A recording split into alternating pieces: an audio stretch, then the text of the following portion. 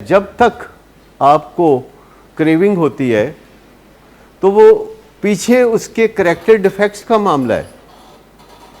देखिए प्रोसेस ये है कि जब किसी बंदे का मूड ख़राब होता है, गौर से सुनिएगा, जब किसी बंदे का मूड ख़राब होता है तो उसका रुझान नशे की तरफ होता है। पहले वो सिगरेट पीता है, फिर वो चरस पीता है और फिर वो हेरोइन पीता है, और इस दौरान उसके साथ करैक्टर डिफेक्ट्स ऐड होने शुरू हो जाते हैं, क्योंकि अब वो हेरोइन पी रहा है, उसको पैसे चाहिए, वो चोरी कर रहा है, वो जुराइम कर रहा है, वो झूठ बोल रहा है, तो करैक्टर डिफेक्ट्स जमा होने शुरू हो जाते हैं। जूं नशे का अरूज की तरफ चलता है तो करैक्टर डिफेक्ट्स जमा होने शुरू हो जाते हैं।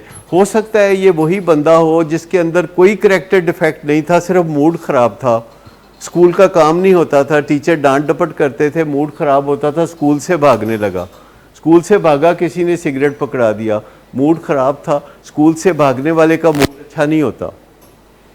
जब कोई बंदा स्कूल से भागता है तो एक बात कर रहा हूँ ना, हर एक का अपना अपना तरीका है ना नशे में पड़ने का। कोई स्कूल से भागता है, किसी को कोई ना कोई साइकेट्रिक डिसऑर्डर होता है, किसी को स्ट्रेस होती है, किसी ओवरवर्क का सामना होता है, और किसी को वर्कोहलिज्म का सामना होता है, किसी को अगर ओवर ईटिंग जो कि एक एडिक्शन है तो वो ओवर ईटिंग के साथ भी पीछे करैक्टर डिफेक्ट्स जमा हो रहे होते हैं।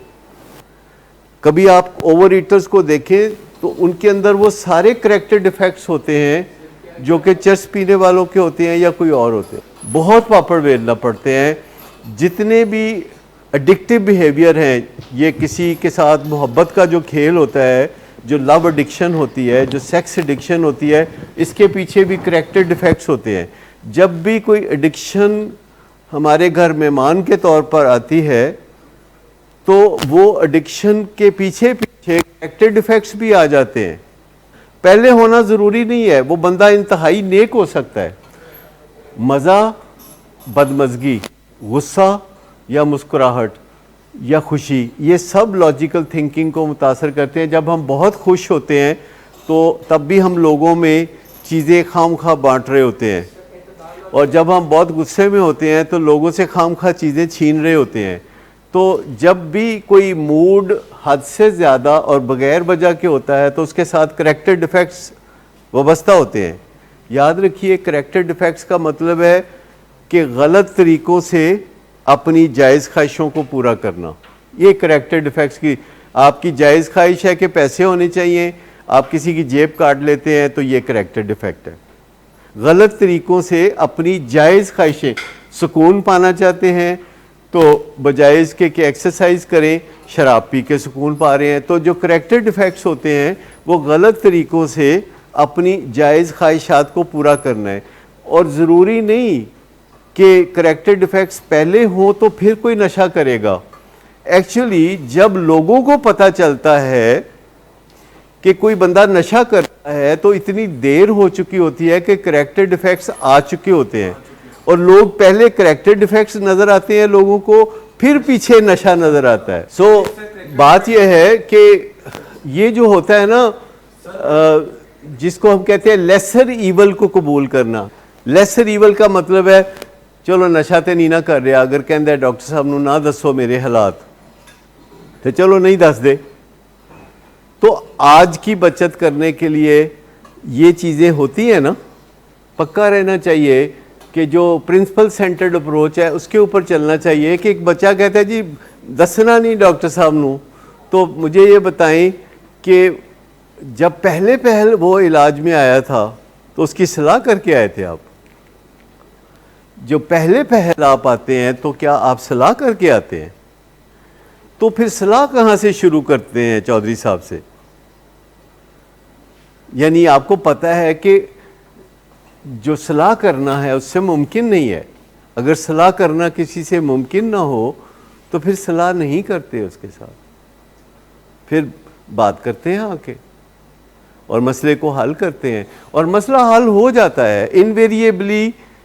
जिनकी मर्ज़ी नहीं होती उनकी मर्ज़ी बन जाती है। जो गुस्सा कर रहे होते हैं वो गुस्सा छोड़ देते हैं, जो नशा कर रहे होते हैं वो नशा छोड़ देते हैं, जो झगड़े कर रहे होते हैं वो झगड़े छोड़ देते हैं, जिनको हम बुरे लग रहे होते हैं उनको हम अच्छे लगना शुरू हो जाते हैं। तो एक तगोदो तो जारी रहती है ना, कि कोशिश करते रहते हैं कि अच्छा इस तरीके से या उस तरीके से आपके कोई नज़रियात पे काम करें, आपके कुछ रवैयों पे काम करें।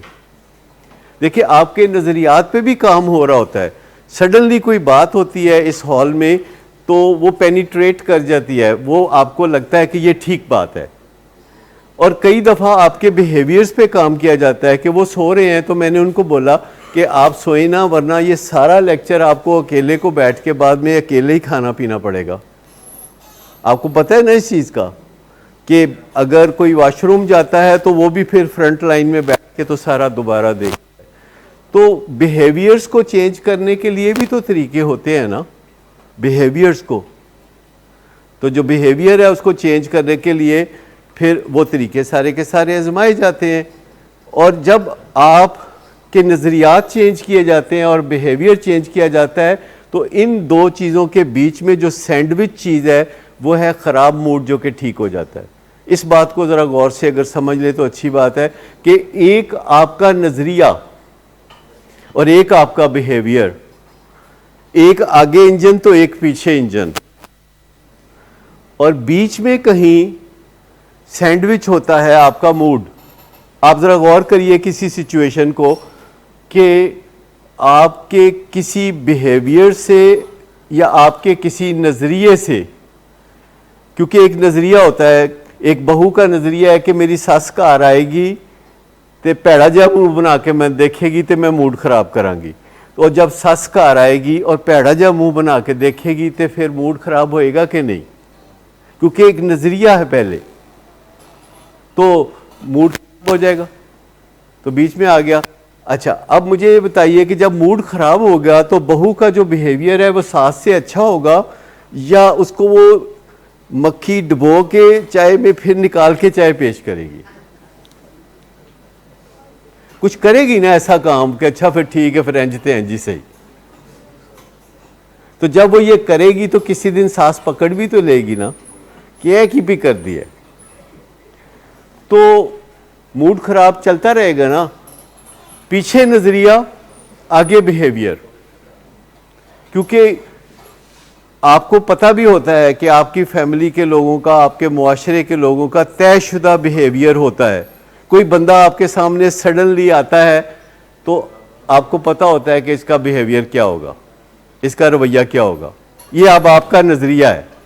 अगर आप सोचते हैं कि यार ये जो बंदा पिछले साल मिला था तो इसने बदतमीज़ी की थी, तो अब ये समझ गया होगा, अब इस साल जब ये मिला है हो सकता है ये हज करके आया हो सकता है ये कुछ दिन किसी ऐसे आदमी की शरीके हयात रहा हो जो कि पिटाई करता है और ये दुरुस्त हो गया हो सकता है। तो बंदे को कुछ ना कुछ अच्छे नज़रिए से भी तो मदद मिलती है। कहते हैं लेट्स सी कि मेरे साथ ये बुरा रवैया करता है कि नहीं करता।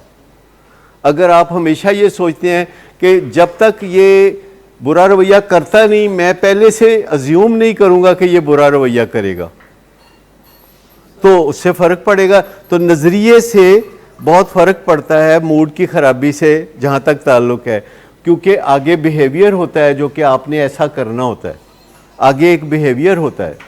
तो पीछे नज़रिया और आगे बिहेवियर, इन दो चीज़ों पे अगर आप फोकस कर लें तो बीच में जो आपका मूड है उसको चरस पीने की ज़रूरत नहीं पेश आएगी। इसको कहते हैं CBT।